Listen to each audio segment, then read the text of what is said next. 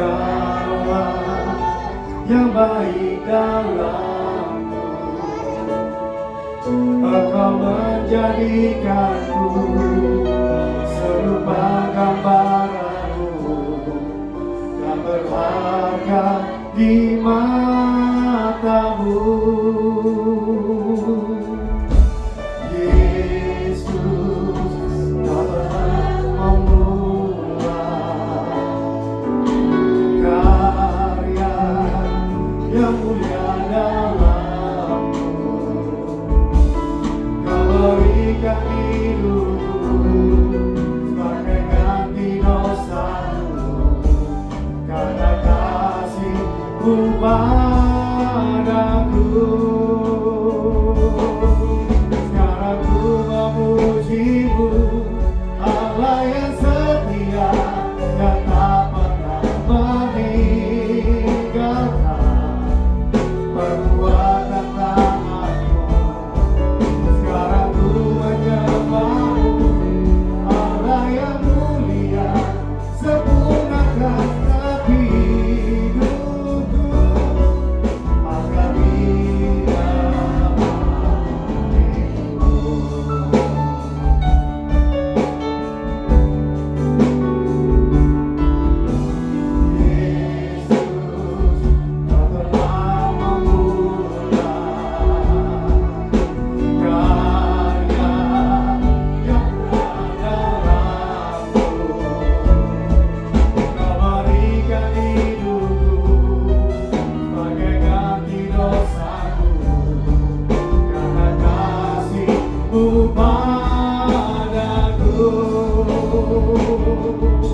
sekarang ku memuji-Mu, Allah yang setia, yang tak pernah meninggalkan perbuatan tangan-Mu.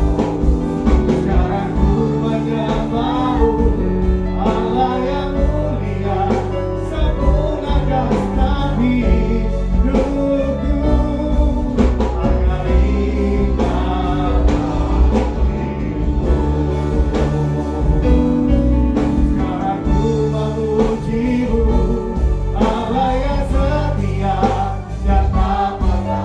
Sekarang ku memuji-Mu, Allah yang setia, yang tak pernah meninggalkan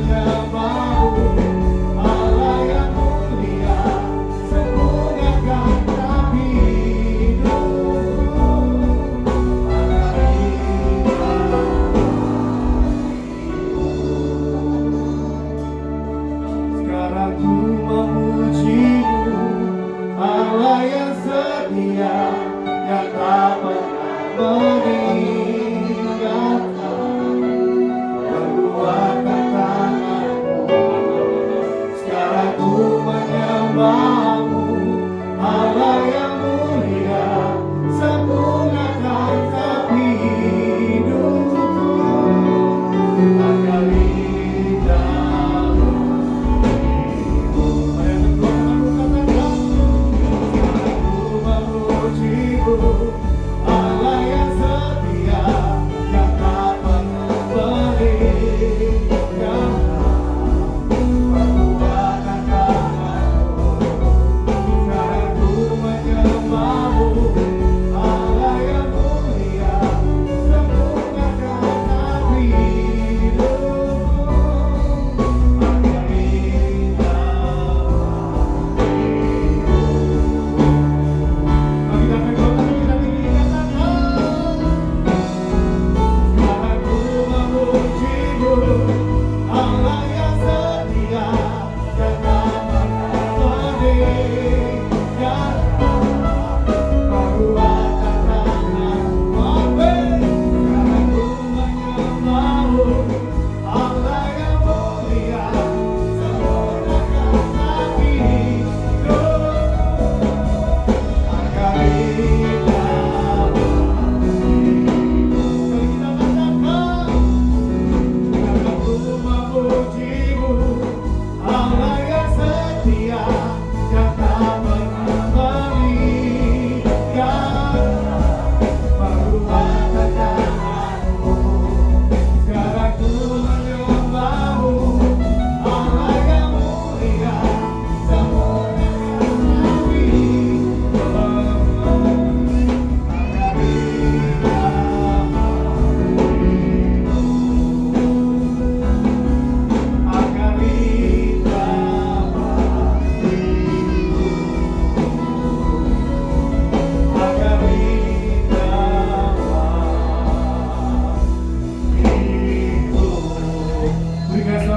dasar bagi Tuhan Allah kita.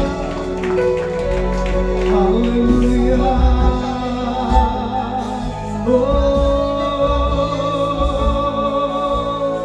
Sungguh besar setiamu Tuhan.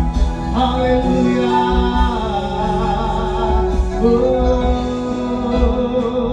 Yesus.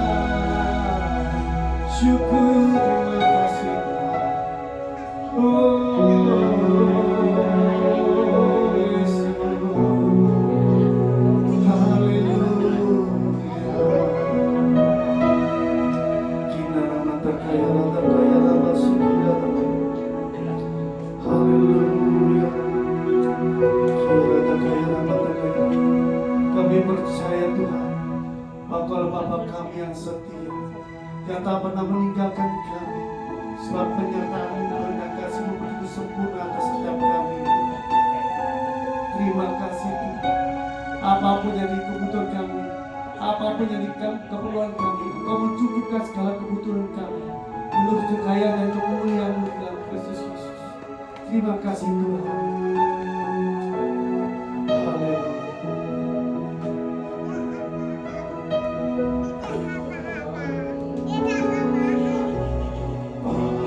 Bapa, Kau setia. Bapa, Kau mulia. Tenanglah jiwaku, aman bersamamu. Amin. Dari harta Kaulah segalanya. Tenanglah jiwaku dalam hari Rabu. Tunjukkan kasih setiamu, menyediakan yang ku perlu. Setia Kamu lihat, tulus sekarang dan selamanya. Tunjukkan kasih setiamu, menyediakan yang ku perlu. Kau setia, Kau mulia, Bapa Kau setia. Kita pujian ini sama-sama katakan, Bapa Kau setia. Amin. Bapa Kau mulia. Tenanglah jiwaku, aman bersamamu.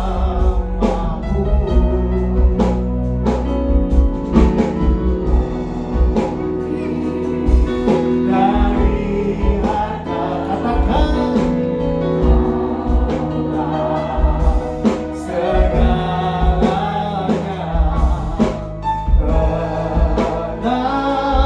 Tenanglah jiwaku dalam hari Rabu.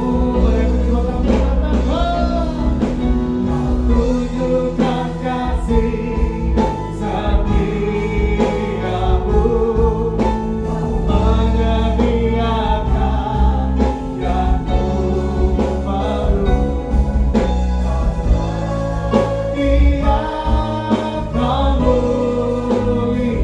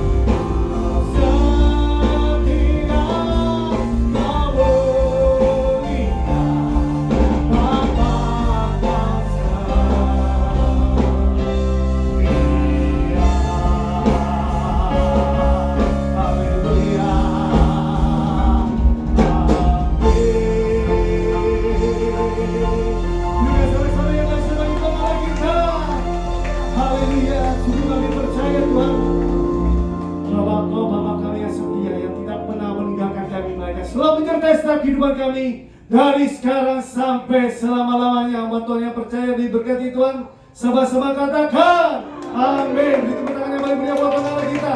Mari kita sama-sama bangkit kita bersama-sama memuji dan memuliakan nama Tuhan. Haleluya. Bagi kita tepuk tangan kita buat Tuhan Allah kita yang dahsyat. Amin.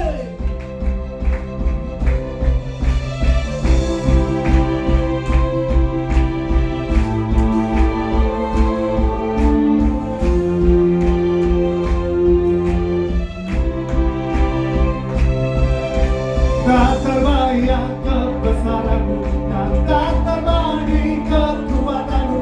Tuhan katakan kau berkabariku. Dengan jiwa dan pengharapan aku serahkan untuk rencanamu. Tuhan kau raja atasku.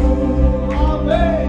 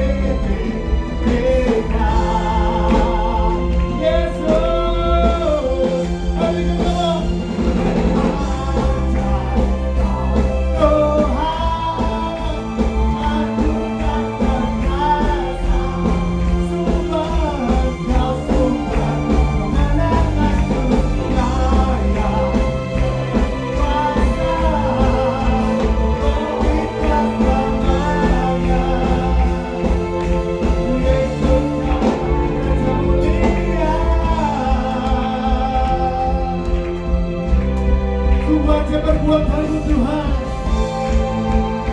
Engkau sanggup melakukan perkara-perkara yang dahsyat atas setiap kehidupan kami. Haleluya.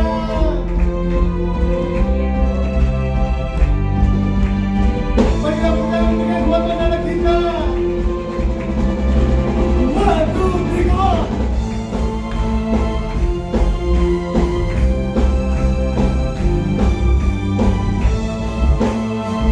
Mari kita sama-sama nyanyikan.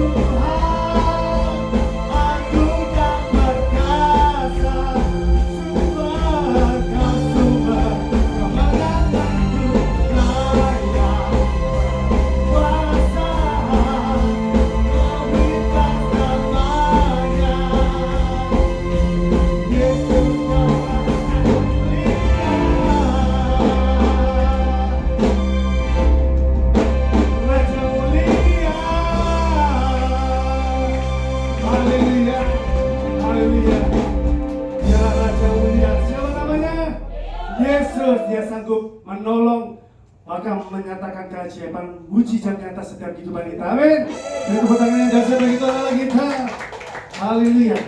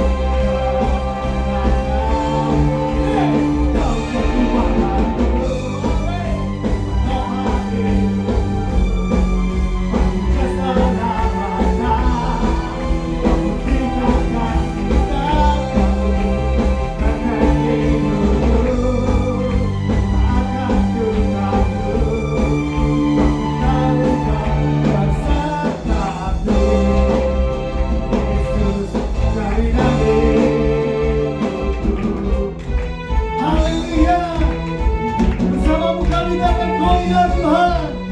Sebab kalau bangunkan kami akan teguh. Engkaulah perisai dalam setiap kehidupan kami. Sehingga kami aman di dalam lindungan-Mu. Haleluya. Amin. Kau kekuatanku, penopang hidupku, katakan bagi keselamatan.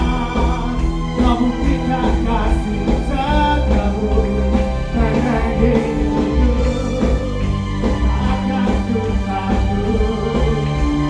Kau besertaku, Yesus, jadikan hidupku. Haleluya.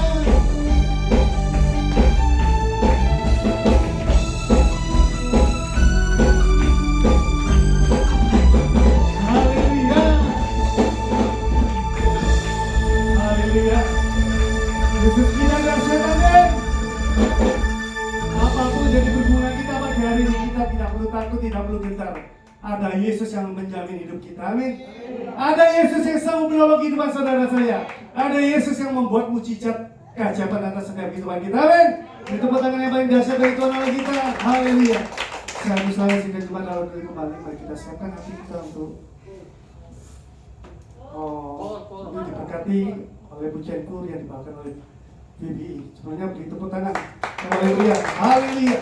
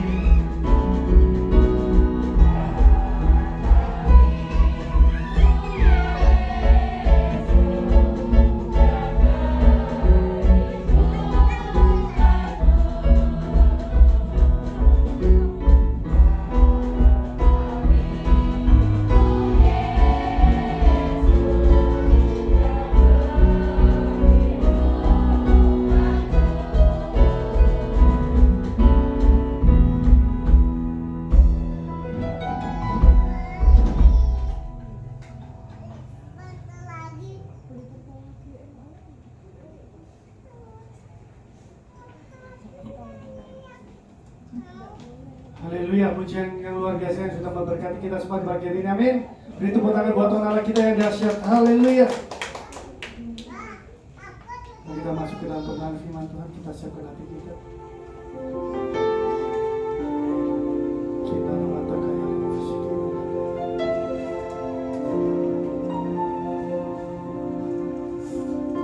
apapun yang terjadi dalam hidupku ini, tak pernah kuragukan kasih-Mu Tuhan.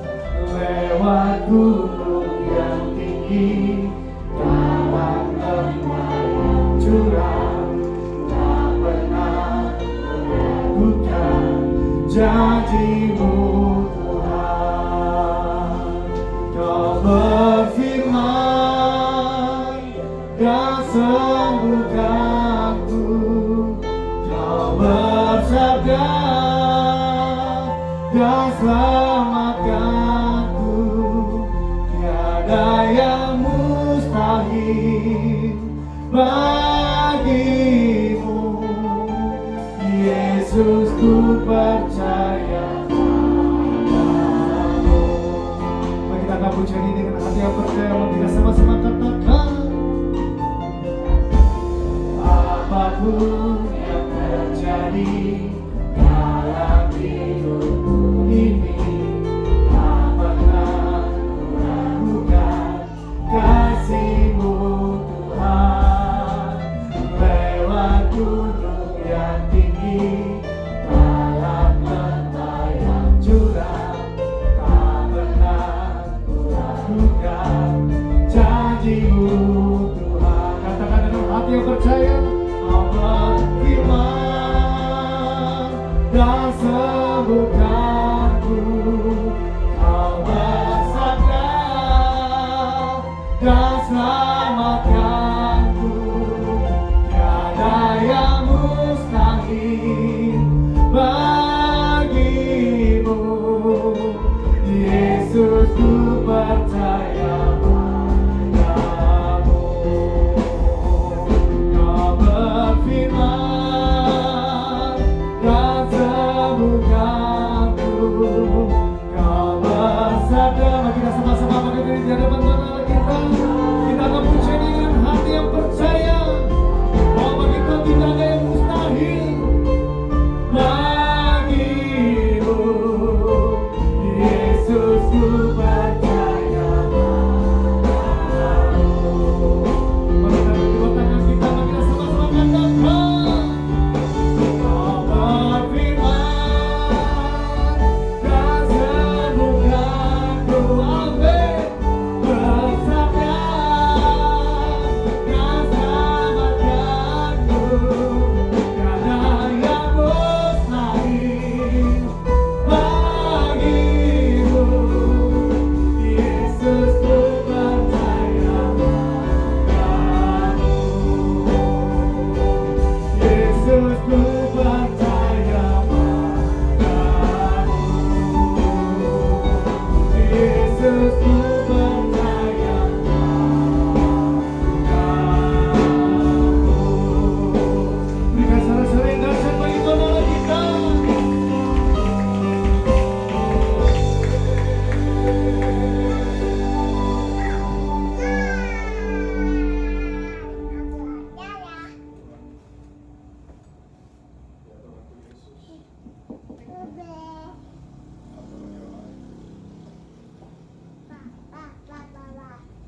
Tuhan Yesus, saya berdoa percaya bahwa sebentar lagi kami akan mendengar Tuhan, kami akan belajar kebenaran firman.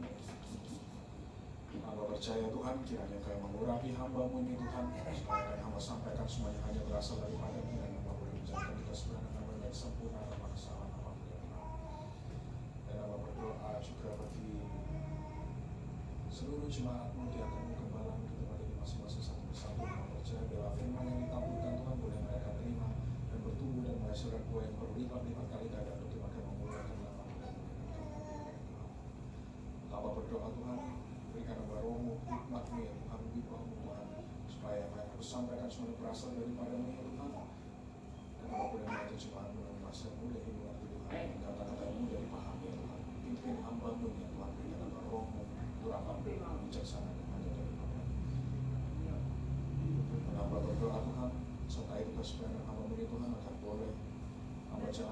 sempurna tanpa kesalahan apapun Tuhan. Dalam nama-Mu suci Tuhan Yesus anakku yang hidup, yang ku cintai dan berani, hamba berdoa percaya semua. Dalam nama Tuhan Yesus, mari semua siap mendengarkan kebenaran firman Tuhan dengan iman kita katakan.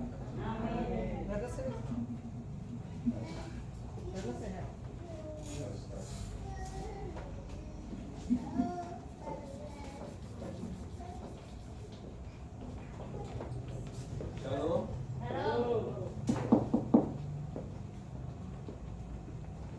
Saya minta satu orang ya, satu baca ayat.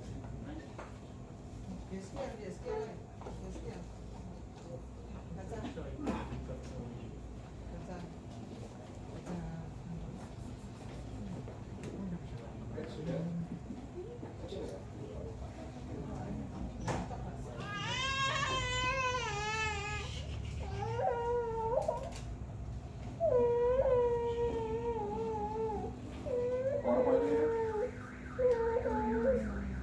Shalom Bapak Ibu.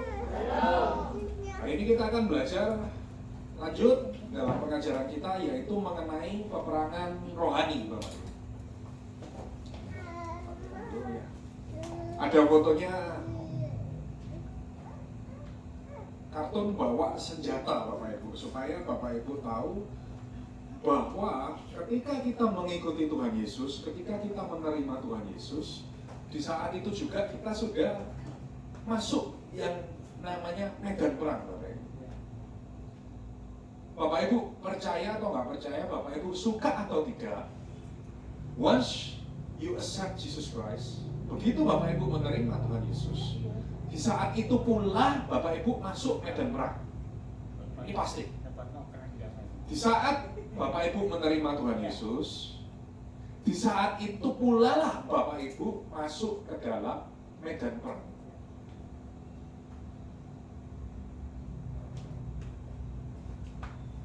Jadi Bapak Ibu siap atau tidak siap, Bapak Ibu suka atau tidak suka, saat ini Bapak Ibu itu ada dalam posisi medan perang.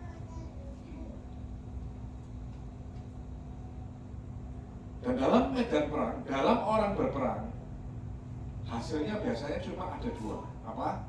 Kalau nggak menang, yo kalah. Jadi Bapak Ibu karena posisi Bapak Ibu dalam medan perang, Bapak Ibu mau menang atau kalah? Kalau menang Bapak Ibu masuk ke, kalau kalah Bapak Ibu masuk ke, nggak ada tengah-tengah, nggak ada kata damai, nggak ada bendera putih, nggak ada Bapak Ibu. Jadi ketika Bapak Ibu masuk ke dalam medan perang ini, hasilnya cuma dua, menang masuk surga, kalah masuk.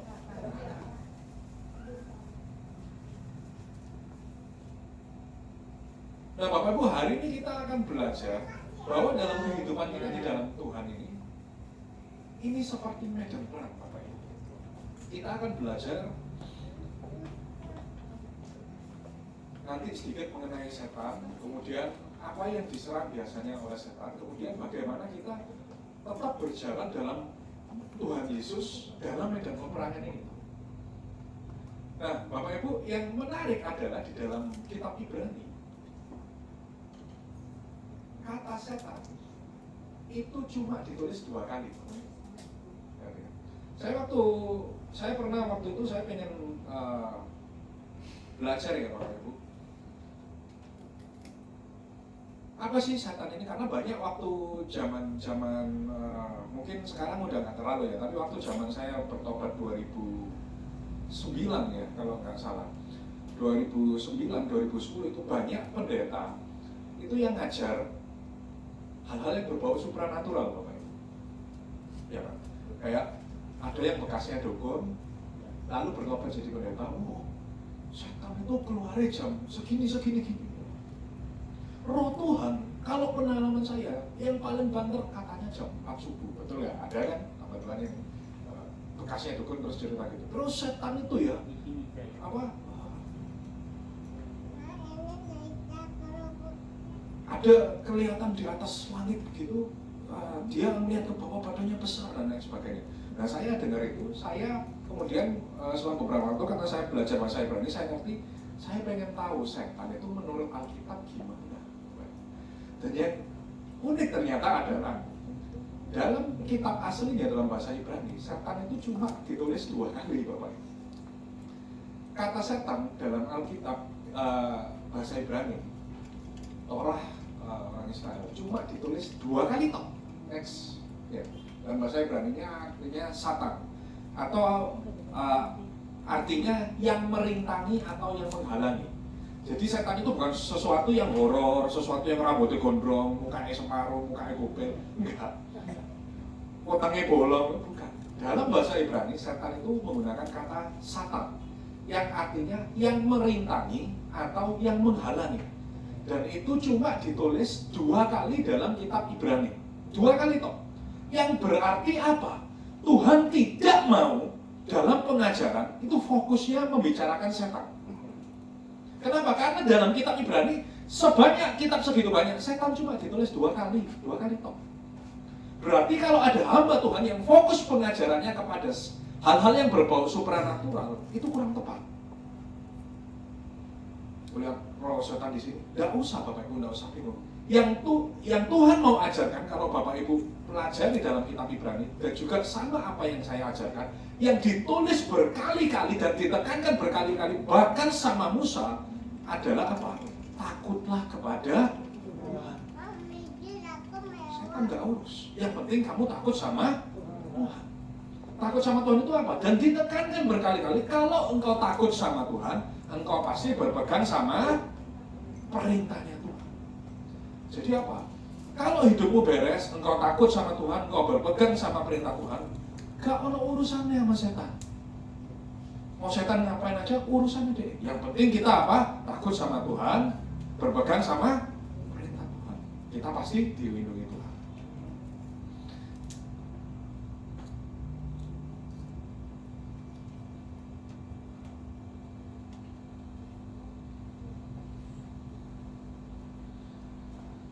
Nah Bapak Ibu, makanya saya pernah ngomong di beberapa pengajian saya yang lalu, setan yang nakutin itu udah bahaya, ya kan? Rambutnya gondrong, otaknya bolong, terus jalan gak ono sikile. Serem nggak? Serem Bapak Ibu. Tapi bahaya nggak? Enggak. Kenapa? Setan yang nakutin gitu habis itu ya selesai. Tapi setan yang bahaya Pak, kalau setan jadi perempuan cantik. Setan jadi bikin setan bikin jadi seseorang yang buat Bapak Ibu sakit hati. Setan bisa bikin Bapak Ibu nggak bisa ngampuni orang. Setan menjadi sesuatu yang membuat Bapak Ibu jauh daripada Tuhan. Itu lebih bahaya. Kenapa? Karena kalau Bapak Ibu ditakoni, wah, duor, gak bisa masuk neraka. Tapi kalau setan jadi perempuan cantik, Bapak Ibu bisa keseret masuk. Nah itu sebabnya hari ini kita akan belajar titik-titik mana saja yang biasanya diserang dalam peperangan rohani.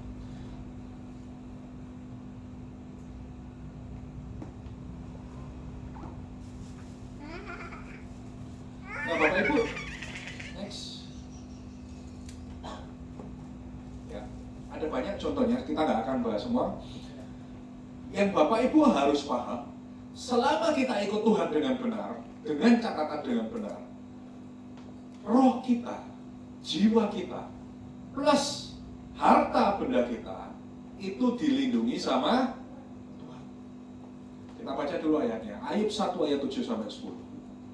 Ayub 1 ayat 7 sampai 10.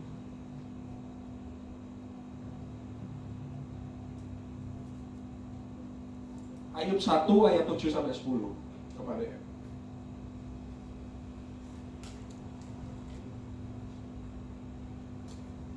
Make WL ya. Tolong buat baca ya. Yes. Ayub 1 ayat 7 sampai 10. Maka bertanyalah Tuhan kepada iblis, dari mana engkau? Lalu jawab iblis kepada Tuhan, dari perjalanan mengelilingi dan menjelajahi bumi. Lalu bertanyalah Tuhan kepada iblis, apakah engkau memperhatikan hamba-Ku Ayub? Sebab tiada seorang pun di bumi seperti dia, yang demikian saleh dan jujur, yang takut akan Allah dan menjauhi kejahatan. Lalu jawab iblis kepada Tuhan, Apakah dengan tidak mendapat apa-apa, Ayub takut akan Allah? Bukankah engkau yang membuat pagar sekeliling dia dan rumahnya, serta segala yang dimilikinya? Apa yang dikerjakannya telah kau berkati, dan apa yang dimilikinya makin bertambah di negeri itu. Yes. Jadi bahkan iblis ngomong sendiri, bukankah engkau Allah yang membuat pagar di sekeliling Ayub dan rumahnya serta segala yang dimilikinya? Berarti apa? Ketika kita ikut Tuhan Yesus dengan benar, roh kita, harta benda kita, milik kita, semuanya itu dilindungi sama Tuhan. Dengan catatan Bapak Ibu hidup dengan benar. Jadi pertanyaan, orang Kristen bisa kena gendam enggak? Hah? Bisa. Kalau apa? Orang Kristen bisa kena gendam enggak? Kan kapan hari masuk berita tuh? Bapak Ibu kapan hari masuk berita di daerah Rokot? Dia lagi duduk-duduk di rumah, digendam Bapak Ibu, handphone dan uangnya itu hilang semua. Dan yang lucu, orang ini orang Kristen Bapak Ibu. Nah pertanyaannya, orang Kristen itu benernya bisa digendam atau enggak? Hah? Bisa atau enggak bisa? Bisa atau enggak bisa? Bisa. Jawabannya enggak bisa Bapak Ibu. Kalau sampai bisa kena gendam berarti pasti hidupnya ada yang. Kenapa? Karena ketika kita ikut Tuhan, Tuhan berjanji sama seperti dengan yang dilakukan kepada Ayub. Engkau dilindungi bukan cuma rohmu, tapi apa? Harta bendamu.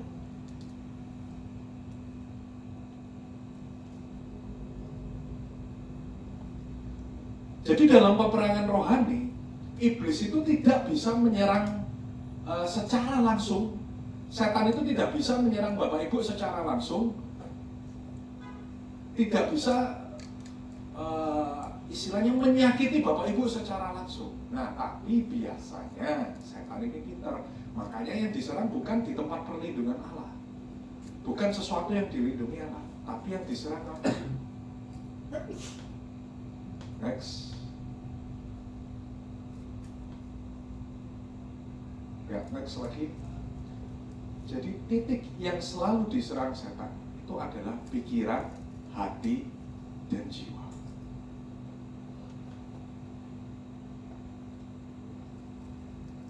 Bapak Ibu, saya ketika membuat materi khotbah ini, saya nggak pernah baca tulisan mengenai ini. Tapi Bapak Ibu, yang menarik adalah ada seorang gembala besar dari Australia Bapak Ibu. Dia menulis sebuah buku Bapak Ibu. Setelah materi ini saya lihat kemarin waktu ke Penang, dia menulis sebuah buku. Isinya sama dengan saya. Padahal saya nggak pernah ketemu dia juga nggak pernah ketemu saya. Di tulisan judul bukunya apa tulisannya? Ini gembala besar dari Australia. Pikiran adalah medan peperangan. Kenapa kita mulai dari pikiran? Markus 7 ayat 21 sampai 23 kita buka dulu.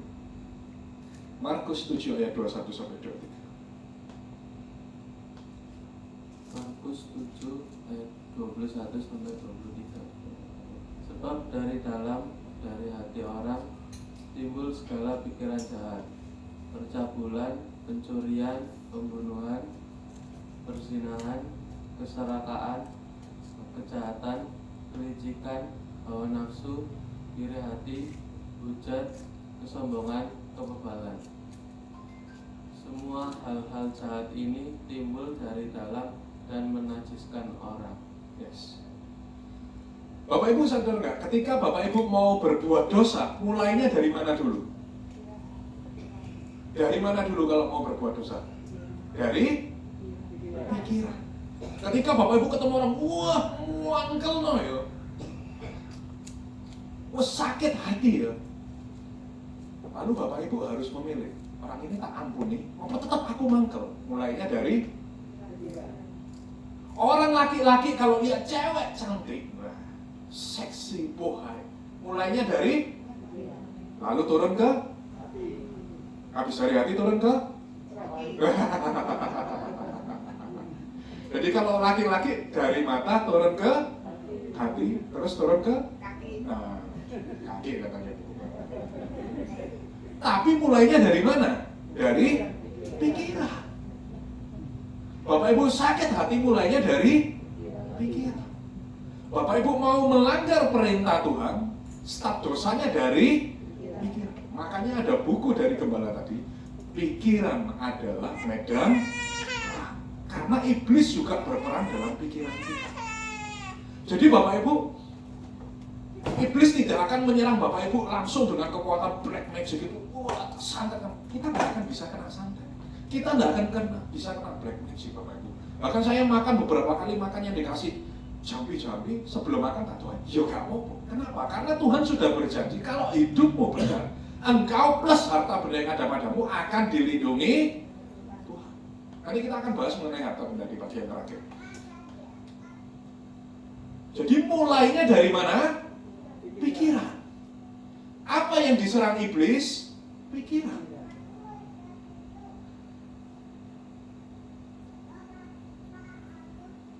Sebagai contoh Bapak Ibu, gambaran gampang.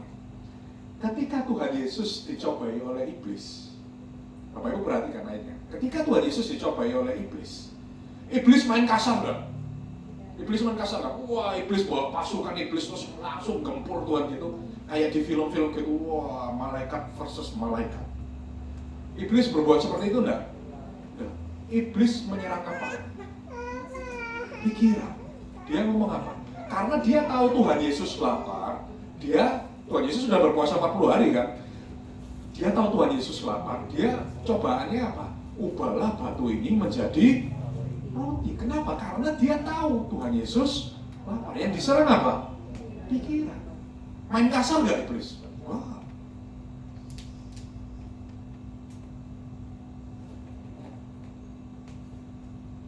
Yang terakhir apa?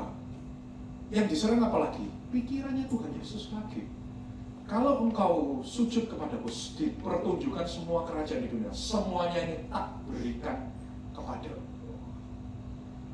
Main kasar nggak iblis? Mainnya halus. Tapi yang diserang pikiran. Karena iblis tahu, iblis gak bisa main power dengan Tuhan. Kalau main power dengan Tuhan, main power dengan anak-anak Tuhan, pasti kalah. Kita pasti menang melawan black magic. Kenapa? Karena kita dilindungi Tuhan, kita punya kuasa Tuhan. Tapi yang jadi masalah, kapan perlindungan ini mundur daripada kita? Nanti kita akan pelajari. Jadi yang diserang iblis selalu pikiran. Makanya Bapak Ibu belajar, pikiranmu adalah medan perang.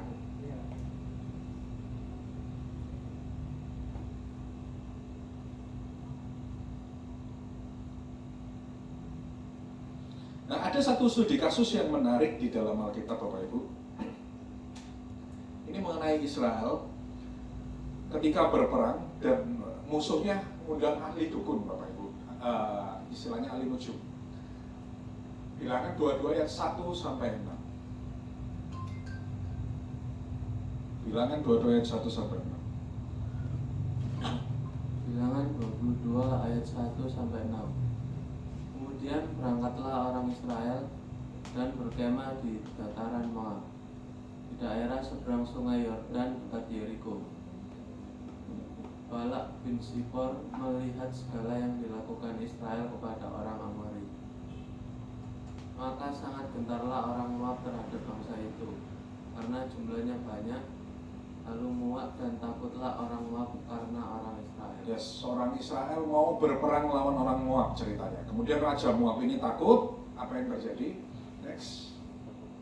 Lalu berkatalah orang Moab kepada para tua-tua Midian, tentu saja laskar besar itu akan membabat habis segala sesuatu yang di sekeliling kita, seperti lembu membabat habis tumbuh-tumbuhan hijau di padang. Adapun pada waktu itu Balak bin Sipor menjadi Raja Moab.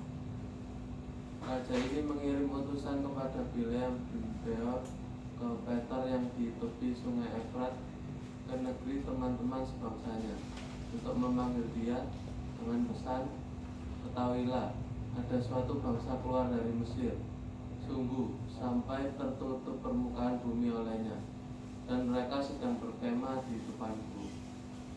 Karena itu, datanglah dan kutuk bangsa itu bagiku, sebab mereka lebih kuat daripadaku.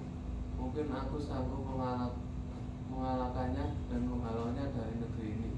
Sebab aku tahu siapa yang kau berkati, dia beroleh berkat, dan siapa yang kau kutuk, dia kena kutuk.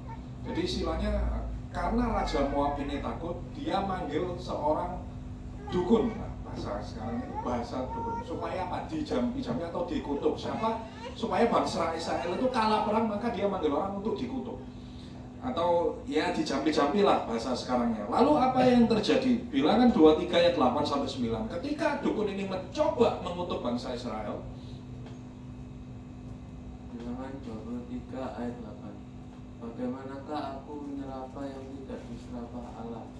Bagaimanakah aku mengutuk yang tidak dikutuk Tuhan? Sebab dari puncak gunung-gunung batu aku melihat mereka, dari bukit-bukit aku memandang mereka. Lihat, suatu bangsa yang diam tersendiri dan tidak mau dihitung di antara bangsa-bangsa kafir. lompat ayat 23. Sebab tidak ada mantra yang mempan terhadap Yakub, ataupun tenungan yang mempan terhadap Israel. Pada waktunya akan dikatakan kepada Yakub, begitu juga kepada Israel, keajaiban yang diperbuat Allah. Yes. Jadi ketika Bileam seorang dukun, bahasa sekarangnya seorang dukun ini mencoba menjampi-jampi mengutuk Israel, mulutnya itu nggak bisa keluar kutukan. Lalu akhirnya dia ngomong apa? Tidak ada mantra yang mempan terhadap Yakub, tidak ada tenungan terhadap yang mempan terhadap Israel. Artinya apa? Tidak ada black magic satupun yang mempan terhadap orang Israel. Bahasa sekarangnya, kalau saya translate, tidak ada satupun black magic yang mempan terhadap orang Kristen. Kalau hidupnya benar. Nah, tapi Bileam ini pintar, Bapak Ibu.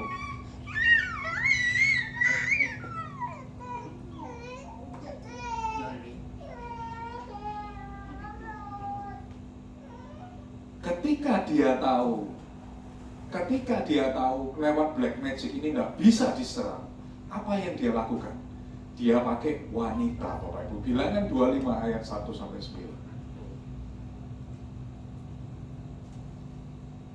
Bilangan 25 ayat 1-9. Sementara Israel tinggal di Sitim, mulailah bangsa itu berzina dengan perempuan-perempuan Moab. Perempuan-perempuan ini mengajak bangsa itu ke korban sembelihan bagi Allah mereka. Lalu bangsa itu turut makan dari korban itu dan menyembah Allah orang-orang itu.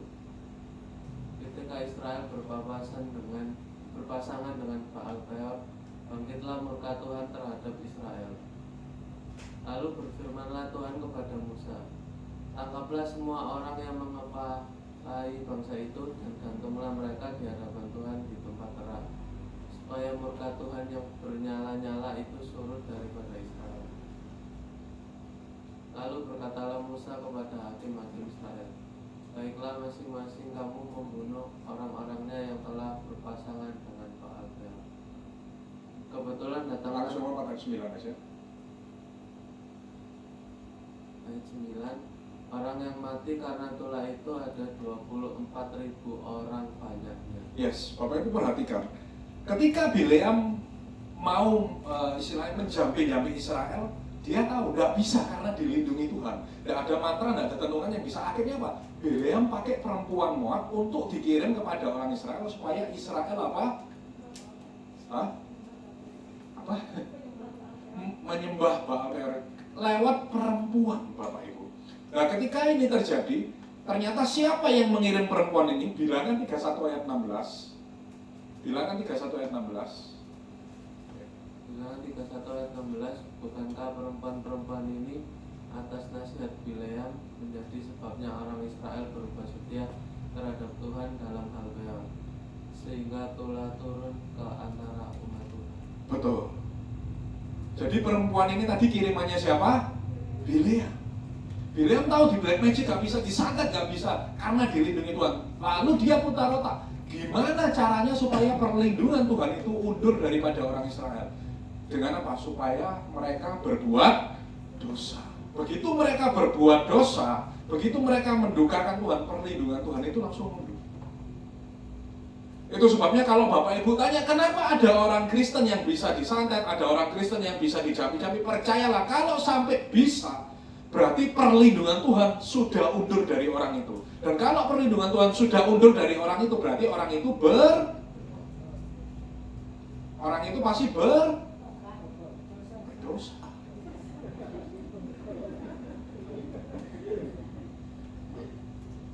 Kayak guru sekolah minggu ya, sesuai. Kalau hidupmu benar, nggak bakal bisa dicapi-capi, disantet nggak bisa, black magic nggak bisa. Bahkan Bapak Ibu makan makanan yang didoano, apa ya, zaman sekarang Bapak Ibu, orang ngasih makanan itu ada yang di, apa ya namanya bahasa itu, diguna-guna, disambi-sambi biar Bapak Ibu itu lebih perhatian, lebih nurut, lebih sayang sama orang itu. Santet. Ya, apa namanya, pelet ya? Pelet atau santet?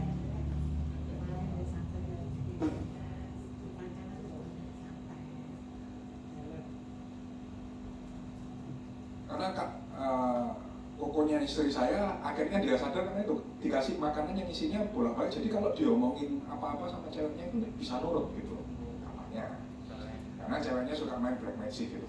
Nah kita juga ikut makan Bapak Ibu, tapi kok kita nggak nurut gitu loh. Nah karena apa? Karena kita dilindungi sama Tuhan. Jadi makanan-makanan black magic, pelet dan lain sebagainya itu bagi orang Kristen tidak mempan.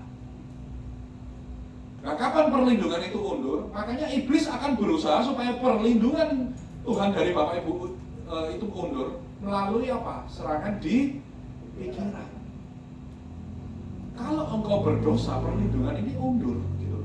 Perlindungan dari Tuhan ini undur. Kalau perlindungan ini undur, Bapak Ibu sudah tidak kebal lagi.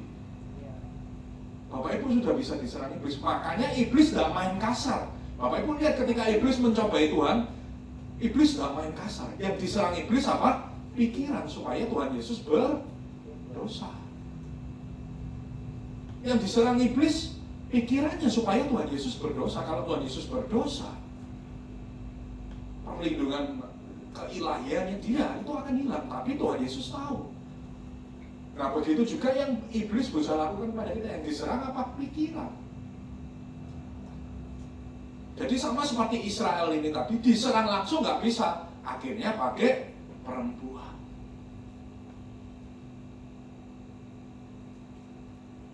Nah, dalam serangan ke pikiran kita ada beberapa yang harus kita waspadai, Bapak Ibu. Saya mau menggarisbawahi apa yang saya lihat biasanya terjadi kepada jemaat. Dan yang jemaat tidak sadar. Yang pertama, next. Nah, yang paling banyak saya temui itu merasa sudah di jalan yang benar, padahal sebenarnya dia itu salah.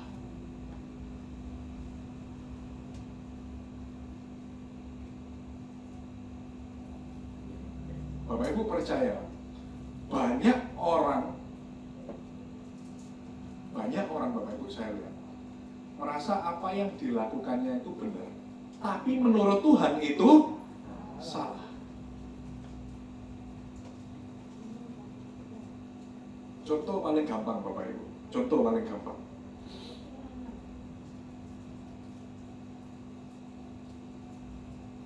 Paling gampang.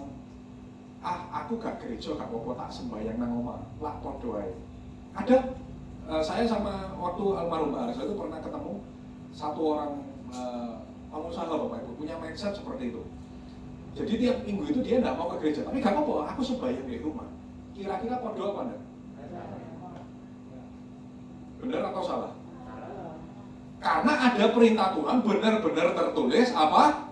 Ingat dan kuduskanlah hari Sabat. Bukan dari saya, bukan dari Bu Gembala, tapi dari Tuhan. Ya kan menurut orang itu gak apa-apa, aku berdoa di rumah, penting aku ikut Tuhan, aku beribadah perpuluhan, dia juga kasih, persembahan dia juga kasih. Tapi kalau disuruh beribadah ke rumah Tuhan, dia gak mau. Waduh aja cari ini. Aku nang rumah Tuhan lopo, kata waktu di konsol ini, aku nang rumah Tuhan lopo, sembahyang. Iya, waduh, nang rumah aku ya sembahyang. Waduh tuh, tapi menurut dia benar nggak? Menurut dia benar, tapi menurut Tuhan salah. Akhirnya apa? Hidupnya nggak bertambah baik, Bapak Ibu. Ini contoh yang paling simpel, Bapak Ibu. menurut kita benar, tapi menurut Tuhan belum tentu. Ada lagi contoh Bapak Ibu di dalam kehidupan berjemaat, kehidupan kita sebagai orang Kristen. Bapak Ibu sudah pernah saya ajarin ya Bapak Ibu, dosa yang bisa diampuni itu dosa yang kita bahas sebentar lagi. Bapak Ibu, banyak orang Kristen itu punya mindset yang salah. Jadi mereka sengaja bikin dosa Bapak Ibu, sengaja bikin salah. Dan mereka punya mindset, wes kalau aku dosa, kalau aku salah, aku karek doa, minta ampun sama Tuhan, aku pasti diampuni. Betul tak? Salah nggak ini? Enggak toh, Tuhan kan maha pengampun. Salah atau benar? Contoh orang laki, wes hari ini aku minggu nang gereja, sesuk tak main perempuan di sini. Kok hari Sabtu aku tak minta ampun, minggu tak balik lagi nang gereja. Diampuni Tuhan enggak? Loh, Tuhan kan maha pengampun. Kan ada firman-Nya, oleh darahmu dosa-dosaku dihapuskan. Ada bintangnya Bapak Ibu. Oleh darahmu dosa-dosaku dihapuskan, tanda bintang, syarat dan ketentuan berlaku. Ada bintangnya enggak? Nah, banyak orang beranggapan bahwa ketika kita berbuat dosa, kita tinggal minta ampun sama Tuhan. Itu salah Bapak Ibu. Saya pernah bahas ini begitu detail, 1 jam kita bahas ini, nggak akan cukup, saya bahas sekilas saja. Next, dosa yang bisa diampuni itu cuma dosa yang tidak disengaja Bapak Ibu. Dosa yang tidak disengaja itu contohnya apa? Misal, paling gampang, ibadah jam 5, Bapak Ibu tidur jam 3, ya kan? Terus bablas bangun setengah 6. Itu kan namanya tidak sengaja, ketiduran, betul?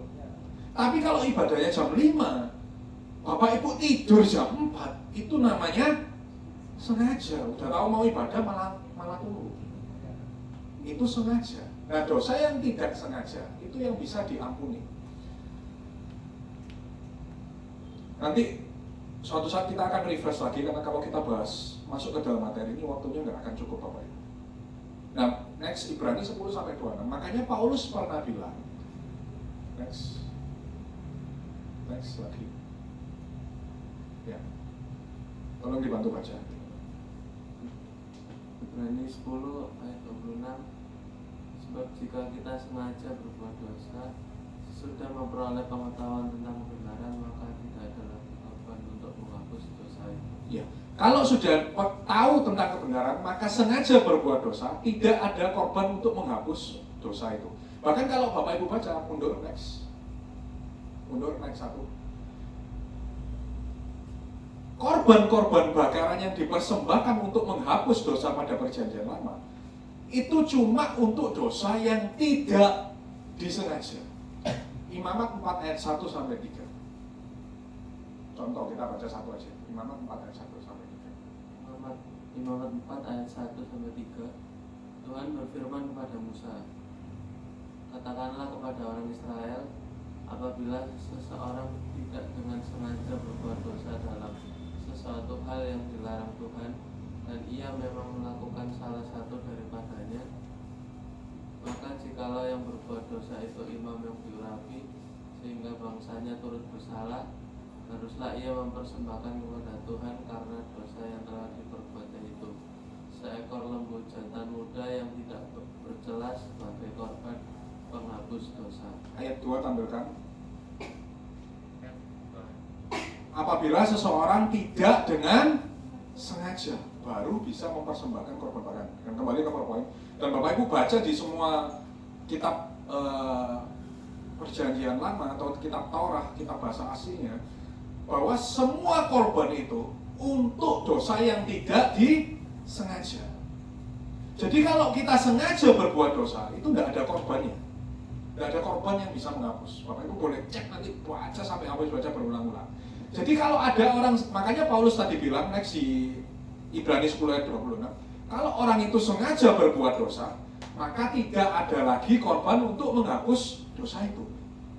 termasuk darah Tuhan, karena Tuhan itu menggunakan ketika Tuhan itu turun lalu menjadi korban, katanya itu menggunakan kata asyam.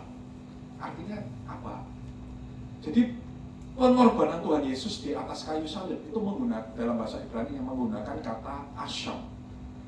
Dan asyam ini korban untuk dosa yang tidak disengaja. Jadi kalau misalnya Bapak Ibu sebelumnya berdosa tapi tidak kenal Tuhan Yesus, itu dianggap oleh Tuhan, dosa itu dihapuskan oleh darah Tuhan Yesus semuanya. Tapi begitu Bapak Ibu sudah mengenal perintah Tuhan, Bapak Ibu sudah mengenal Tuhan Yesus, Bapak Ibu mengenal hukum-hukum Tuhan, darah Tuhan Yesus ini tidak bisa dijadikan korban untuk menghapus dosa yang disengaja. Ini peraturan Tuhan. Nanti suatu saat kita akan bahas. Makanya orang Kristen kalau sengaja berbuat dosa lalu tinggal minta ampun, atau biasanya orang Kristen tomat, apa itu, Minggu tobat Senin Minggu tobat Senin kumat, itu benarnya banyak orang beranggapan, oh aku berbuat dosa tinggal minta ampun saja, nanti darah Yesus pasti akan mengampuni. Menurut dia benar, tapi menurut Tuhan itu salah. Bapak Ibu lek koyo ngono, enak Bapak Ibu. Bener gak? Enak loh. Sungguhan kalau benar bisa kayak gitu enak. Bapak Ibu mari mulai ini nyolong kabeh nang pasar. Ambilan barang gak usah bayar. Lek wis sembayang nang omah. Wong aku mari nyolong. Wis yo, sesuk balik nang maneh. Lho kan Tuhan pasti ngam. Nah iya toh.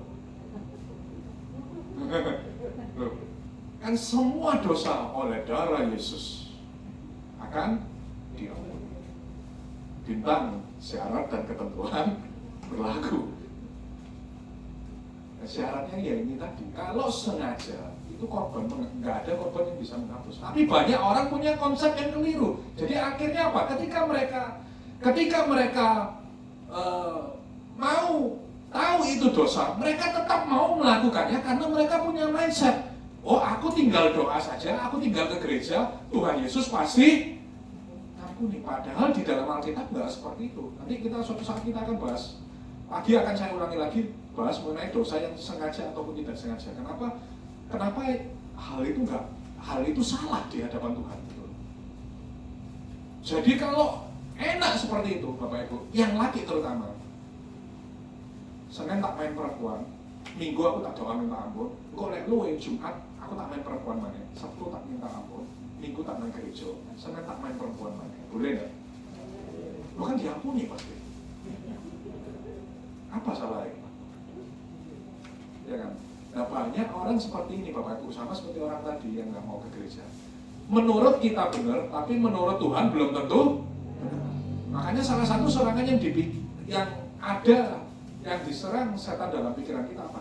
Kita merasa ini benar, kita merasa ini nggak apa-apa. Padahal menurut Tuhan itu salah. Makanya kita harus mengerti firman Tuhan supaya apa? Kita tahu mana yang boleh, mana yang nggak boleh sama Tuhan. Karena yang menentukan benar atau salah di akhir pengadilan nanti bukan kita loh. Di kitab Wahyu dikatakan apa? Setiap manusia akan diadili menurut perbuatannya. Berarti yang menentukan benar salahnya kan bukan kita bukan hakimnya. Tapi siapa? Tuhan. Jadi yang kita harus ngerti, jangan melihat bahwa oh menurut kita ini benar, nggak apa-apa. Jangan berpikir menurut kita, tapi kita harus punya mindset berpikir menurut Tuhan. Karena nanti yang menghakimi kita bukan diri kita sendiri. Kita juga bukan hakim nanti, tapi yang jadi hakimnya adalah Tuhan. Makanya bukan menurut kita, tapi menurut Tuhan. Makanya tiap minggu kan kita belajar hukum-hukum Tuhan itu apa. Terus kita juga belajar apa yang paling penting, apa yang boleh, apa yang nggak boleh. Kan saya selalu mengajar kepada Bapak Ibu supaya ini jangan menurut kita, tapi menurut Tuhan.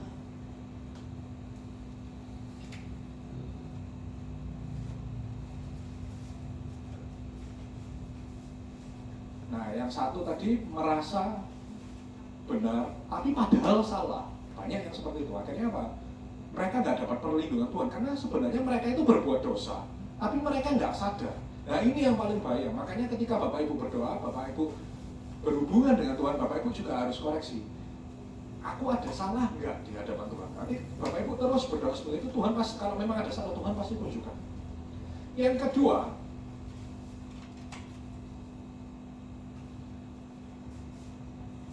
next terus skip ini next. Ya satu-satu ya, nggak usah dilakukan semua, yes. Oh nggak bisa, oh ya udah langsung lakukan semua. Yang kedua adalah suka menyerang kelemahan, Bapak Ibu. Percaya atau enggak, iblis atau setan kalau menyerang itu selalu menyerang kelemahan.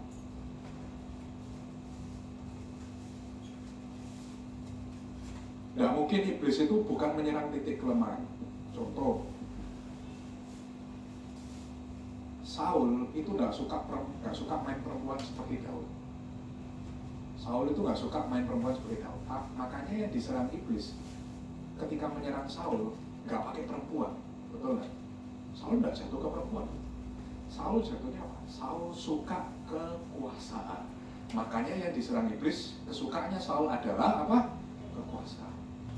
Daud, iblis tahu, sama dengan kelemahan saya, perempuan cantik, Bapak Ibu. Kalau yang diserang kepada Daud bukan kekuasaan, karena yang diserang pakai apa? Perempuan. Tuhan Yesus ketika lapar, kayak tadi saya bilang, dicobai oleh iblis. Yang diminta apa? Kelemahannya. Dia tahu dia lapar, makanya disuruh ubah batu menjadi roti. Kenapa? Itu lemahnya pada saat itu. Lapar, Bapak Ibu. Dari sini kita melihat bahwa setan atau hal yang merintangi itu selalu berusaha menyerang atas titik lemah kita.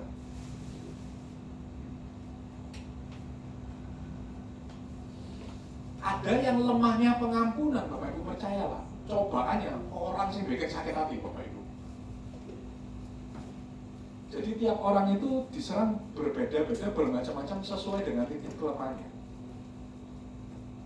Bapak Ibu, saya nggak suka judi, saya pernah ngomong itu, saya nggak suka judi, saya nggak pernah suka ngerokok, saya juga nggak terlalu yang kadang ada orang yang suka disanjung gitu kan, suka kekuasaan, suka dihormati, dan saya nggak terlalu suka itu. Dan ujian saya, maksudnya godaan saya, ya nggak pernah menyentuh ke hal itu. Tapi kalau perempuan cantik, Bapak Ibu, beda cerita, Bapak Ibu.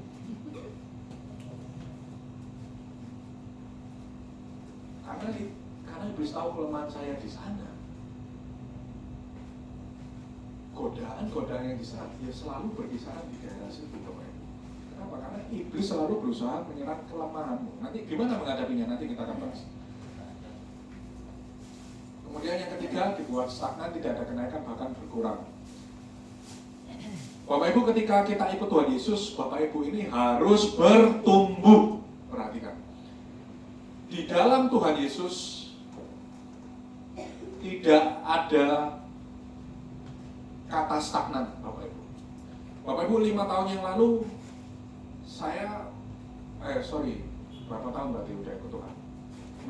Saya melayani itu dari tahun 2009. Sekarang 2023, berarti berapa lama? 14 tahun saya sudah melayani Tuhan. Ketika saya pertama kali melayani Tuhan, dengan saya melayani Tuhan sekarang, saya lebih banyak tahu rahasia-rahasia surgawi, rahasia-rahasia firman Tuhan yang sebelumnya saya nggak tahu. Lebih banyak sekarang. Kenapa? Karena bertumbuh, Bapak Ibu. Mungkin yang sebelumnya saya nggak tahu, sekarang dikasih tahu Tuhan.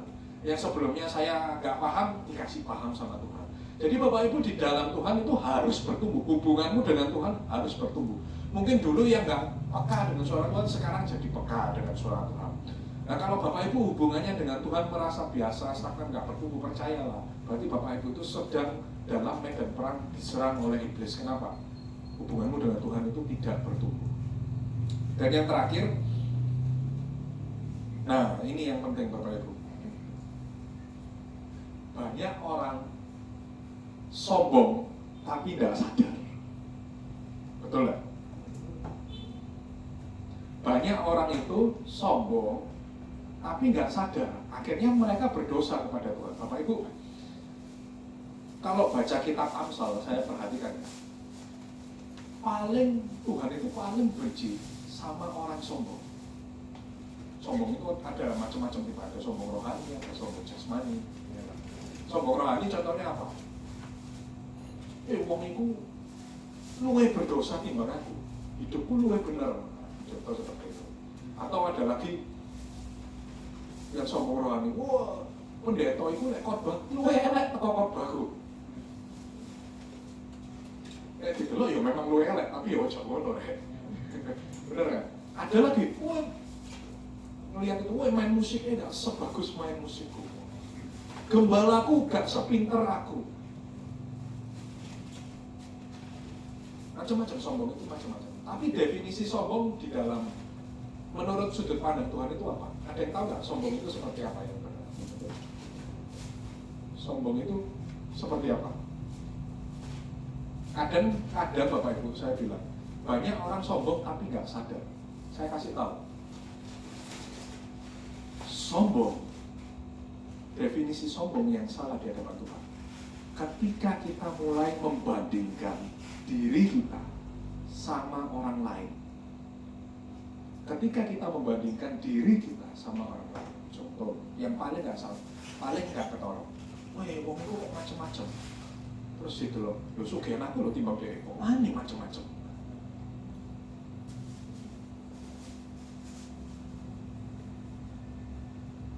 Atau apapun hal yang Bapak Ibu bandingkan dengan diri Bapak Ibu, itu adalah kesombongan di hadapan Tuhan. Jadi kalau ada orang gini berbuat misalnya apa ya,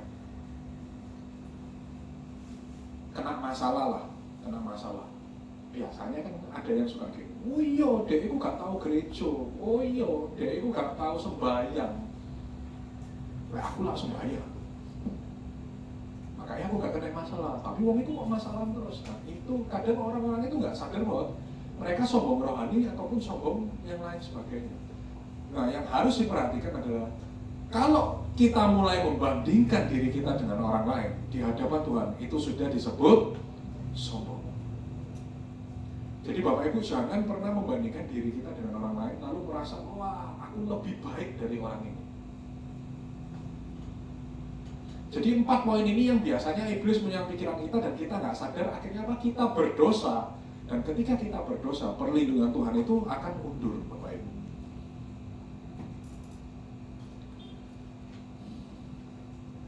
Ada satu ayat yang menarik, Bapak Ibu. Next, Pengkhotbah 5 ayat 12 sampai 13. Buka PowerPoint, isi worshipnya dulu ya, lebih besar. Ini bahasa aslinya dulu. Bapak Ibu, saya pernah berpikiran, saya pernah penasaran gitu loh. Ada berbagai macam kemalangan ya kan, ada berbagai macam istilahnya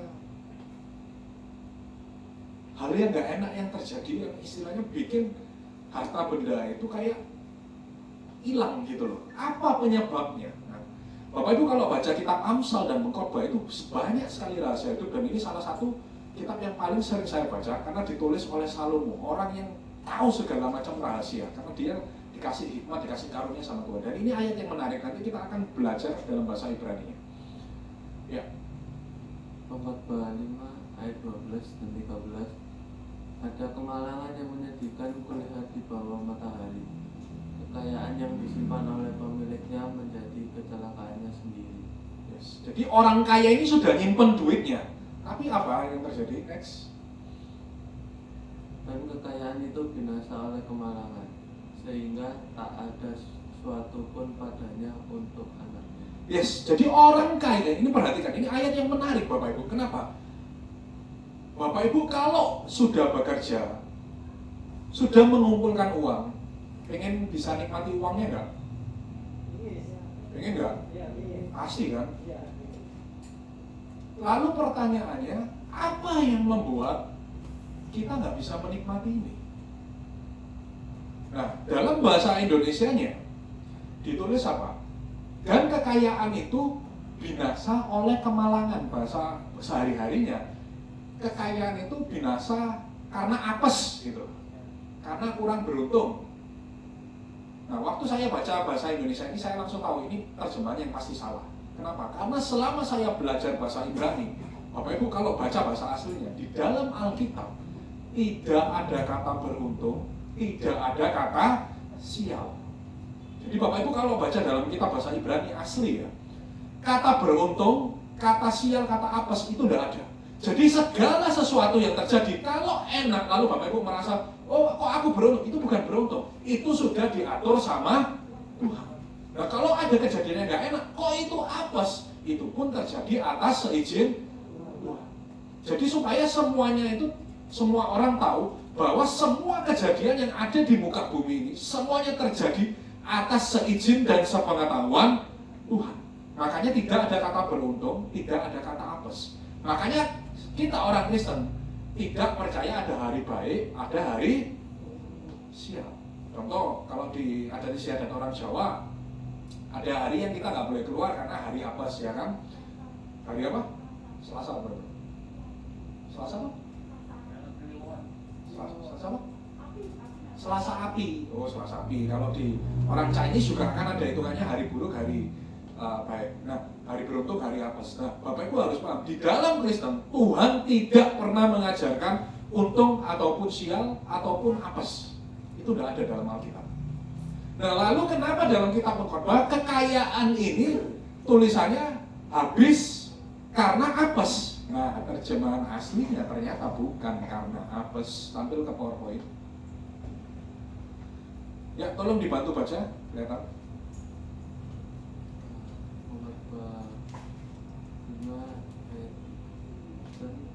Dan kekayaan itu binasa oleh pemalas ingat ada suatu dan kekayaan itu binasa oleh rancangan jahat sehingga tak ada suatu pun padanya untuk anaknya. Yes.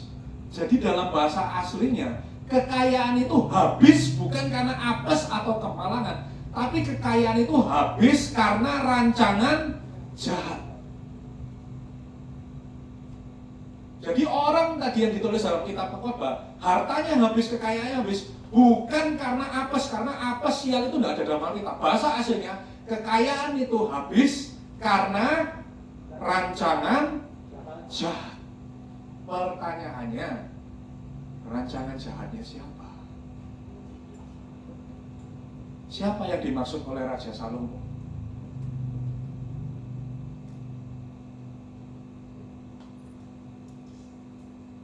Rancangan jahatnya siapa?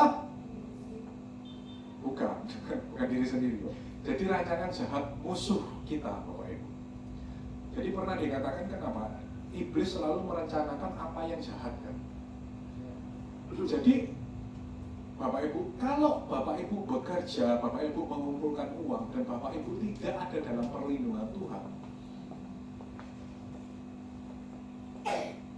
makanya ada ayat kan tadi dibilang Pengkhotbah, hartanya orang itu habis bukan karena apes, habis karena rancangan jahat. Jadi kalau Bapak Ibu bekerja mengumpulkan uang, lalu tidak dalam perlindungan Tuhan, iblis itu bisa menyerang Bapak Ibu. Iblis itu bisa menyerang harta bendamu. Makanya Tuhan kan ketika melindungi Ayub, Ayub dilindungi plus harta bendanya.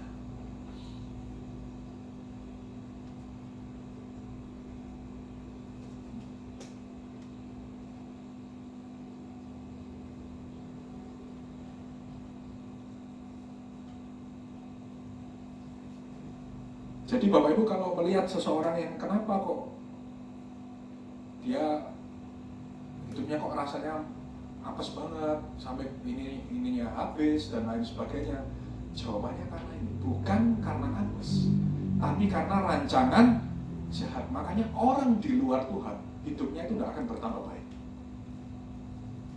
karena iblis cuma merancangkan apa yang jahat. Makanya kita lihat beberapa orang hidupnya kok tambah gak karuan gini-gini. Kenapa? Karena dia di luar Tuhan.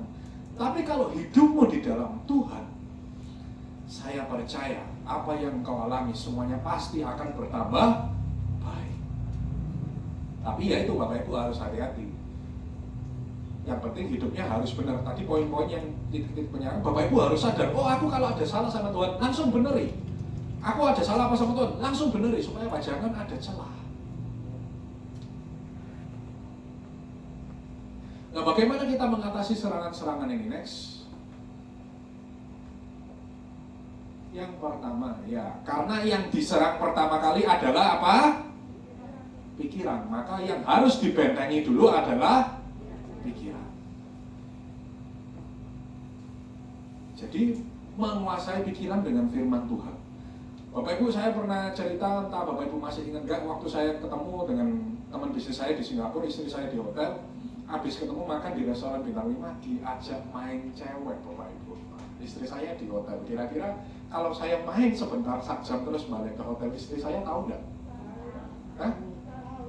Tahu nggak? Tahu dari mana? Ya tahu lah Bapak Ibu. Lo tahu yang ibu-ibu peka ya? Jadi kalau Pak Rudi main 1 jam, Bu Yeni itu pasti tahu biasanya. Main kemana ngilang 1 jam, itu Bu Yeni tahu loh, Pak Rudi nanti gitu. Nah, tapi kan istri saya nggak tahu, istri saya di hotel Bapak Ibu. Saya ngomong saya ada bisnis meeting, saya ada meeting bisnis dengan salah satu pengusaha yang anaknya orang kaya lah, saya pernah bilang waktu itu, anaknya orang kaya. Saya diajak main judi di Marina Bay Sands waktu itu, habis meeting makan enak, diajak ke Marina Bay Sands, ditemenin cewek Bapak Ibu. Kira-kira Bapak Ibu, sebagai seorang laki, saya pengen apa enggak? Hah? Iyalah, gak pengen homo aku lah. Tapi kan kembali lagi, karena yang diserang adalah pikiran, maka pikiran ini harus dibentengi dengan firman Tuhan. Saya ngomong sama istriku, aku gak takut, tapi sama Tuhan, aku takut. Ini saya tolak Bapak Ibu. Saya tolak, saya gak mau. Karena kembali lagi, karo bojoku aku gak wedi, tapi sama Tuhan aku takut Bapak Ibu. Karena kalau sampai kita berbuat salah, perlindungan Tuhan yang macam-macam itu akan mundur Bapak Ibu. Dan saya pernah bahas, kalau Bapak Ibu ikut Tuhan, berkatnya ada 15 macam. Tapi Bapak Ibu kalau melanggar, kutuknya ada berapa? 50 patang Bapak Ibu. Kalau Bapak Ibu ikut Tuhan, nurut, berkatnya 15. Kalau Bapak Ibu melanggar keluar firman Tuhan, kutuknya 54. Jadi kira-kira kalau melanggar, hukumannya lebih dahsyat enggak? Ya, makanya sama bojoku aku gak wedi, tapi sama Tuhan aku wedi. Jadi karena diserang pikiran, Bapak Ibu harus membentengi pikiran ini dengan firman Tuhan. Istilahnya apa? Bapak Ibu mesti tahu, bukan menurut aku, tapi menurut Tuhan benar atau salah. Kalau aku nggak beribadah di hari Minggu, itu benar atau salah nggak menurut Tuhan? Kalau aku nggak mengampuni, itu benar salah atau nggak menurut Tuhan? Kalau aku berbuat gini, benar atau salah di hadapan Tuhan? Jadi bukan menurut saya, tapi menurut Tuhan. Dengan apa? Kita bentengi pikiran kita dengan firman Tuhan. Makanya tiap minggu yang kita belajar. Yang kedua, menjauhi kelemahan. Ya, kalau sudah tahu masing-masing kelemahannya apa, ya dijauhi Bapak Ibu. Kan saya sudah tahu kelemahan saya wanita cantik. Saya nggak mungkin penginjilan ke daerah lokalisasi Bapak Ibu. Bukan saya yang penginjilan, saya diinjilin nanti Bapak Ibu. Iya. Kan kemarin ada viral di TikTok ya Bapak Ibu, ada ustadz itu masuk ke diskotik, jadi banyak wanita-wanita menghibur dan lain-lain, itu dikhotbahi sama dia, lagi viral di TikTok. Ya mungkin ustadz itu kuat, tapi kalau saya disuruh itu, saya nggak berani, jujur. Kenapa? Saya takut saya yang dikhotbahi nanti. Makanya kalau sudah tahu kelemahannya, jangan tambah nantang gitu. Bapak Ibu lihat Yusuf ketika dia ditarik bajunya oleh istri Potifar, dia apa? Dia tetap di sini, enggak, aku kuat. Oke, terus Bapak Ibu, enggak, aku kuat, gak gelem, no ya. Tetap ada orang, enggak. Dia ditarik, ketika bajunya ditarik, dia apa? Berlari keluar.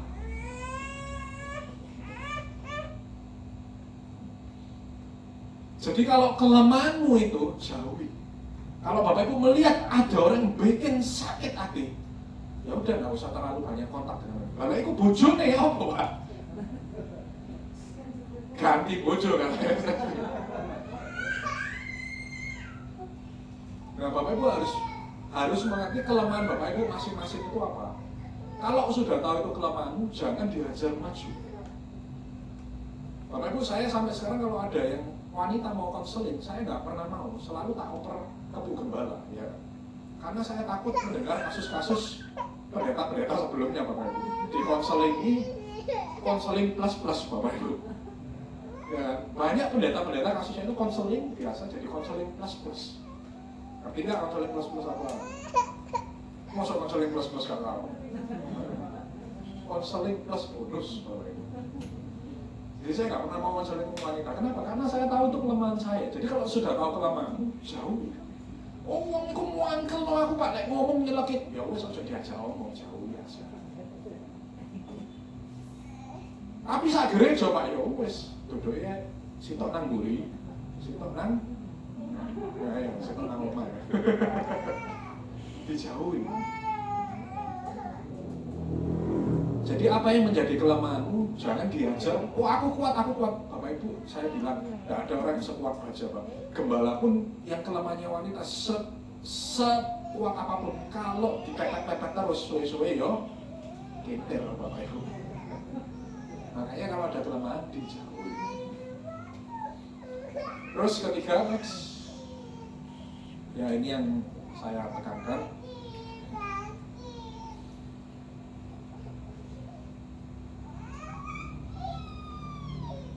Takutlah akan Tuhan, karena tadi saya bilang Bapak Ibu kalau baca di Alkitab, nurut Tuhan berkatnya 15, kalau melanggar kutuknya 54 lebih banyak. Jadi istilahnya Pak Tuhan membuat jangan sampai Bapak Ibu itu melanggar firman Tuhan. Jadi jaring yang paling aman terakhir itu untuk kita mengatasi serangan itu kita takut sama Tuhan. Karena kalau kita takut sama Tuhan, kita nggak akan berani macam-macam. Dan Salomo orang yang sangat berhikmat, sangat kaya. Di akhir penghujung hidupnya, dia kasih pesan buat Bapak Ibu. Khotbah 12 ayat 13. Ini orang kaya, ini orang pintar. Di akhir penghujung hidupnya, dia dalam tulisan kitabnya, dia nulis ini. Ya. Khotbah 12 ayat 13. Akhir kata dari segala yang didengar ialah takutlah akan Allah dan berpeganglah pada perintah-perintahnya. Karena ini adalah kewajiban setiap orang. Yes, ini orang kaya Bapak Ibu. Kalau zaman sekarang ini Bill Gates-nya sak dunia, orang terkaya se-Indonesia, sedunia. Salomo ini orang terkaya pada zamannya, nomor 1. Jadi ini orang paling kaya, ngasih pesan kepada kita. Ada yang lebih kaya dari Salomo di tempat ini? Ada yang lebih kaya? Salomo itu kalau dihitung kekayaannya Bapak Ibu, berapa ratus triliun diuangkan ke zaman sekarang? Berapa ratus triliun? Triliun Bapak Ibu, berapa ratus? Bukan cuma 1, 2, 3 T, enggak. Berapa ratus triliun? Saking kayanya dia. Dan di akhir hidupnya, dia ngomong apa? Takutlah akan Allah. Jadi kalau Bapak Ibu mau menghadapi serangan yang terakhir, oh Tuhan aku merasa nggak kuat lagi, aku nggak mau ngampuni orang ini, aku nggak mau, aku malas ibadah Tuhan, aku malas lain sebagainya, aku mau gini Tuhan. Yang terakhir jadinya, takutlah kepada Tuhan, karena kalau Tuhan yang menghukum engkau, Tuhan yang nyelentek Bapak Ibu, nggak ada yang bilang, nggak ada yang bisa melarang Tuhan ojo diselentek, selentek Tuhan. Bapak Ibu, banyak orang yang diselentek Tuhan malah geblak, ya nggak ada senisan mewangi Bapak Ibu. Kenapa? Tuhan yang sudah memutuskan. Jadi di akhir kata, takutlah kepada Tuhan kalau Bapak Ibu merasa tidak kuat menghadapi serangan-serangan ini.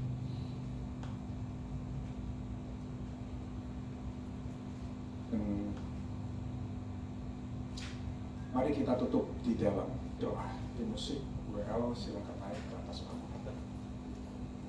Tuhan, kami mengucap syukur karena kami sudah boleh belajar bersama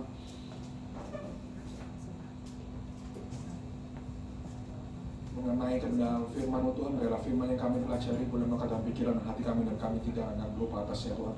Biarlah hidup kami boleh semakin berkenan dan menyenangkan hati-Mu ya Tuhan. Dan hamba mengucap syukur karena Kau telah memakai hamba-Mu untuk melayani-Mu Tuhan. Pakai hamba-Mu lebih dahsyat lagi untuk memuliakan nama-Mu, dan yang paling terutama biar hamba boleh menyenangkan hati-Mu melayani hamba-Mu ya Tuhan.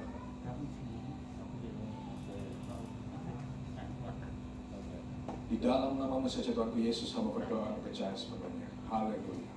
Amin. Saya mengundang bagi yang bertugas melayani Perjamuan Kudus untuk maju ke depan.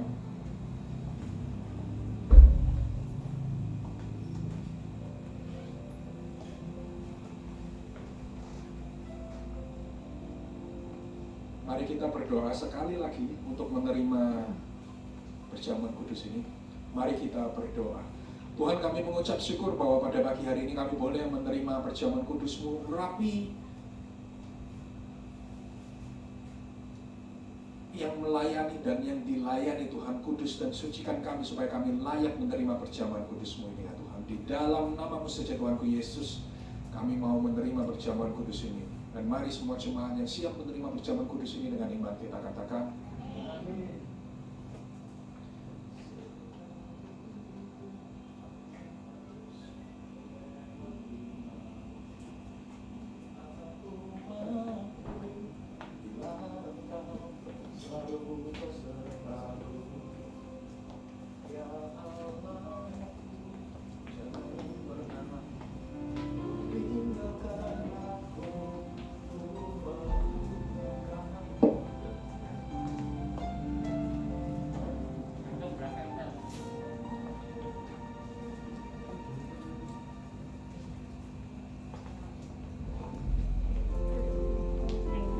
Saya mengundang bagi yang telah dilayani untuk bersama-sama kita pakai berdiri. Sekalipun aku harus melewati maut, Aku mampu akan selalu bersamamu. Ya Allahku, jangan pernah kau tinggalkan aku.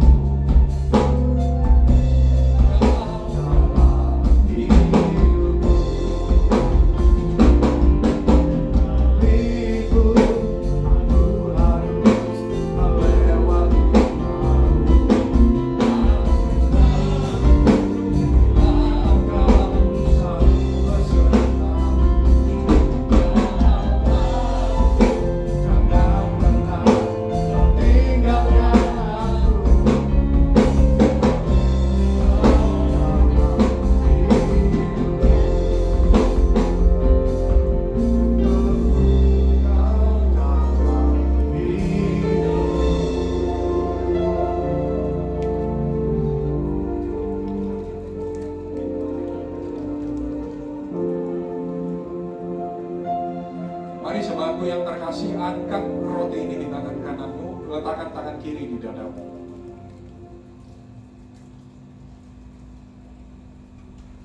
Bukankah roti yang terpecah-pecahkan ini adalah peringatan akan tubuh Yesus yang diserahkan bagi kita, dan merupakan tanda persekutuan kita dengan tubuh Yesus? Mari kita makan dengan iman dalam nama Tuhan Yesus.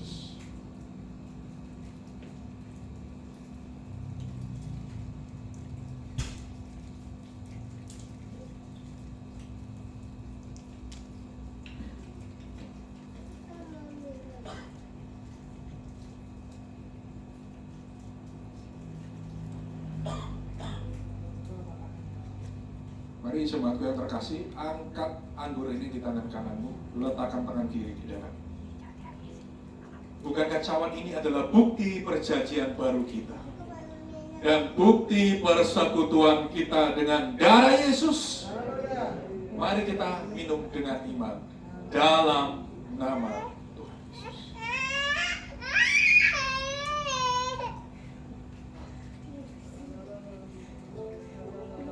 Mari letakkan cawan anggurmu, angkat kedua tanganmu. Yang bisa berbahasa roh, mari kita berbahasa roh. Berikan penyembahan yang terbaik bagi Tuhan kita yang hidup, bagi Tuhan kita Yesus. Yang tidak bisa cukupkan dengan haleluya, haleluya, haleluya. Shalom Maria, Maria, Maria, Maria, Shalom Maria. Shalom Maria, Maria, Maria, Maria, Maria, Shalom Maria, Maria,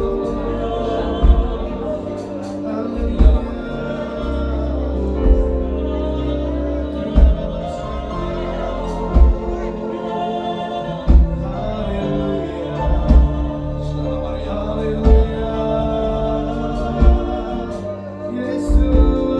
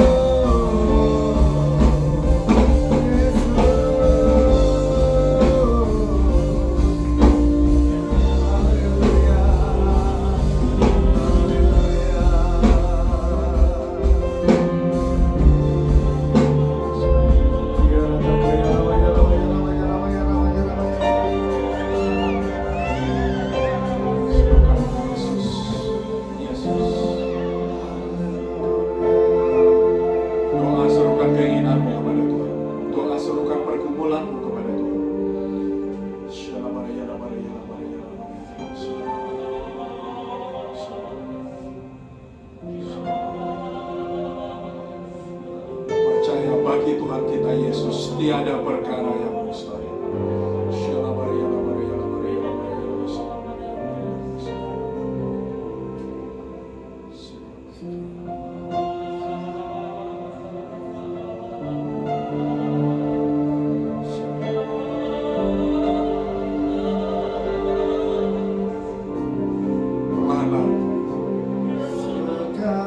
Sekalipun aku harus melewati maut, aku mampu bila Engkau selalu besertaku. Ya Allahku, jangan pernah Kau tinggalkan aku. Ku perlu Kau dalam hidup. Sekali lagi coba nyanyikan perlahan-lahan, musik perlahan-lahan. Sekalipun aku harus melewati maut, aku mampu bila Engkau selalu besertaku. Serukan ya Allah. Jangan pernah Kau tinggalkan aku. Ku perlu Kau dalam hidupku. Katakan sekalipun. Sekalipun aku harus melewati maut, aku mampu bila Engkau selalu besertaku. Ya Allahku, jangan pernah Kau tinggalkan aku. Ku perlu Kau dalam hidupku.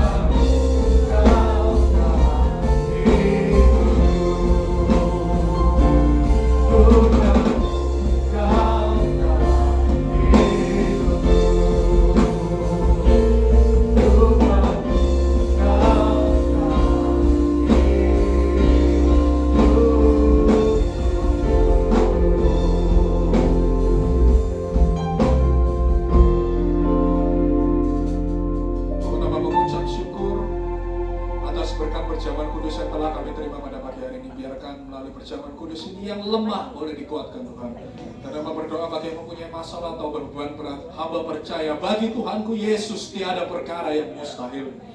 Dan hamba berdoa Tuhan bagi yang mempunyai segala macam penyakit Tuhan, hamba percaya biarlah kuasa Tuhan yang mampu untuk menyembuhkan dalam nama Tuhan Yesus. Dan hamba berdoa Tuhan, biarlah melalui perjamuan kudus ini kami boleh semakin menjadi satu di dalam-Mu. Biarlah kami tinggal di dalam Engkau, dan Engkau boleh tinggal di dalam kami, sama seperti Engkau ada di dalam Bapa, dan Bapa ada di dalam Engkau. Di dalam nama Tuhan Yesus, kami berdoa dan percaya sepenuhnya. Mari semua yang telah menerima berkat perjamuan kudus ini dengan iman, kita katakan amin. Tetap berdiri, kita akan berdoa Bapa kami untuk anak pekerja boleh kembali ke tempatnya masing-masing. 1, 2, 3. Bapa kami yang di surga, dikuduskan namamu,